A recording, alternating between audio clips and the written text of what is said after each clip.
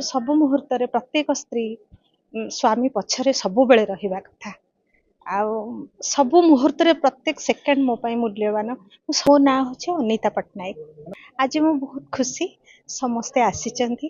ଆଉ ଢେଙ୍କାନାଳ ବାର୍ ସମସ୍ତେ ଆସିଛନ୍ତି। ମୁଁ ସମସ୍ତଙ୍କ ପାଖରେ ଜଜେସ୍ ମାନେ ଆସିଛନ୍ତି, ସମସ୍ତେ ଜଷ୍ଟିସ୍ ଆସିଛନ୍ତି। ମୁଁ ସମସ୍ତଙ୍କ ପାଖରେ ଚିରକୃତଜ୍ଞ।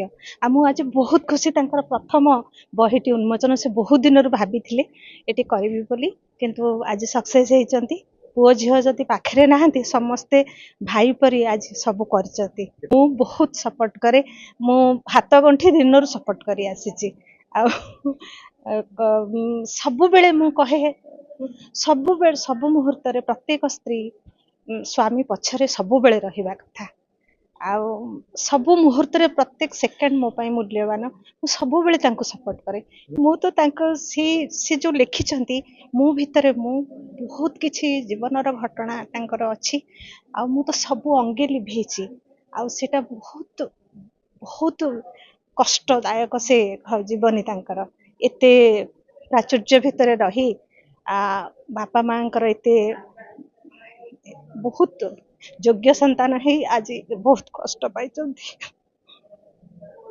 पुस्तक उन्मोचन उत्सव आज गोटे मत निजक एत आनंदित एवं उल्लसित उत्साहित ये एकदम निछक सत कथा लिखी एवं यह लिखा द्वारा मोर जो भीतर जो कष्ट थिला ताकू मु परिप्रकाश करिछि, ठीक भाव परिप्रकाश करिछि, जोटा कि आगामी पीढ़ी में भावुची निश्चिंत यहाँ किसी गोटे मार्गदर्शक भाया काम करिवो। कहीं सबुबले सत्सास रखा दरकार। आउ धैर्य देला मुख्य, ए बही मुख्य मुझे धैर्य आ परिश्रम, कठिन परिश्रम केबे का निराश करेनी। केबे जेते अंधकार हो से कठिन परिश्रम आ धैर्य बल आप निश्चित भाव कृतकार्य एत सन्देह ना, जोटा मो जीवन में होती। आज एत बाट आसिया भितर मुझे धैर्य आउ सत्साहस सत्य कथा प्रकाश करवा एवं कठिन परिश्रम मु जोर देछि, जोटा मोर आगामी पीढ़ी को एति मोर उद्बोधनमूलक लेखाटा बोली मुझे विचार करुच्ची। द्वारा समाज को किसी गोटे वार्ता भी जाऊँगी। बहीटी की पढ़िले समाज को वार्ता अच्छी, केमिति गोटे फैमिली भितर आमे कौन कले समस्त केयर ने सुसंगठित भाव में सहमति रक्षा करी आमे रही पारिबा आगु को बढ़ी पारिबा। एठी आत्मजीवनी आत्म प्रशंसा भी नुहे, यह पर निंदा मध्य नुहे। जहाँ मोर भाषाविद डॉक्टर देवीप्रसन्न पट्टनायक वार्तार कही सुंदर कथाटी कही, आत्मजीवनी आत्म प्रशंसा नुहे कि यह पर निंदा मध्य नुहे।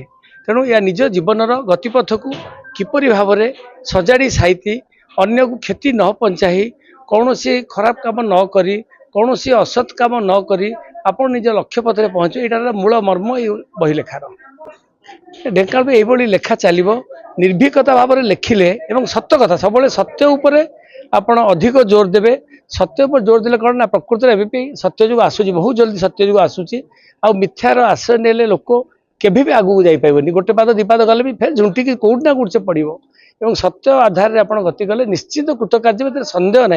मो भितर मो भितर निजक आविष्कार करी गोटे भीतर विवेक, मो है गोटे स्थूल शरीर, मुझे स्थूल शरीर कि भितर मो भितर जो मु अच्छी सेटा बहुत सूक्ष्म जिनस। मो भितर मुटा बहुत सूक्ष्म जिनस एवं से सूक्ष्म जिनस भितर को पशिया हेले से सूक्ष्म जिन कौटी था ना आत्मा भितर अंतरात्मा भितर परमात्मा था से भितर ही मुर निवास। से मु को खोजी बाहर करने को बहुत कष्ट हुए। प्रकृत आप मु को खोजिकी बाहर करेंगे निजे निजक जानीपारे और निजे निजक जाणिक आप भीतर जो मुटा अन्य को आप चिन्ह पारे।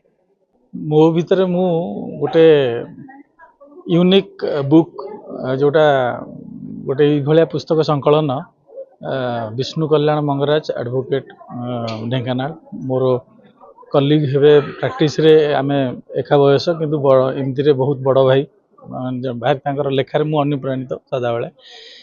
मो भितर मु गोटे आत्मजीवनी सी ए बयस लिखिंट गोटे साधारण मनीषर कहानी केमिति सी जीवन सारा संघर्ष करी विभिन्न बेउसा पेशा व्यवसायर विभिन्न गतिपथ बदलुले भी से कि हार मानि जाई नाहांती शेष से व्यवसाय ही शेष शेष बेले जोटा माने वकिलाती जोटा रखिले पेशा शेष से सक्सेस होती परिवार केमती चालना कर पिला केमती मनीष कर संपूर्णता हासिल कर मतरे कारण सी शून्यरू 100 को आसापी जो परिश्रम कर बहीटा से गोटे साधारण मनीषर कहानी जोटा कि समस्त को प्रेरणा जोगेब आउ बहुत खटा मीठा कथा भी से अच्छी तेणु लोक जी साधारण लोकटे पढ़ले से निजक अनुशीलन कर अनुप्राणित भी हम।